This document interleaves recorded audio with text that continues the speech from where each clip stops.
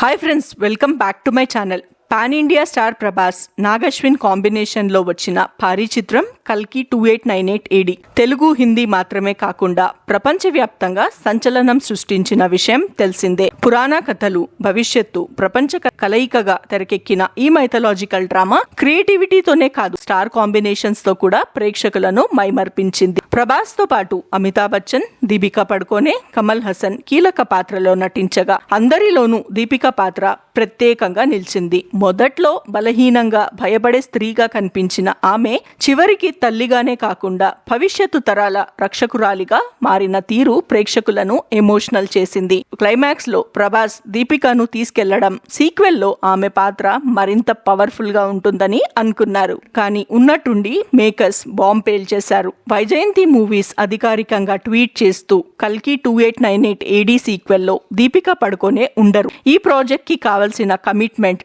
దృష్టిలో పెట్టుకొని ఈ నిర్ణయం తీసుకున్నాము. భవిష్యత్తు ప్రాజెక్ట్స్ కి ఆమెకు ఆల్ ది బెస్ట్ అని క్లారిటీ ఇచ్చారు. దీంతో ఇక ఆమె పాత్రను ఎవరితో రీప్లేస్ చేస్తారన్నదే హాట్ టాపిక్ గా మారింది. ఇక దీపికా ప్రభాస్ కాంబినేషన్ లో మరో షాకింగ్ విషయం బయటకు వచ్చిన విషయం తెలిసిందే. సందీప్ వంగ దర్శకత్వంలో తెరకెక్కబోయే స్పిరిట్ నుంచి ఆమెను తప్పించారు. రోజుకి కేవలం 8 గంటలే షూటింగ్ చేస్తానన్న డిమాండ్, భారీ రెమ్యునరేషన్ అడగడం డైరెక్టర్ ను చిర్రెత్తెక్కించిందట.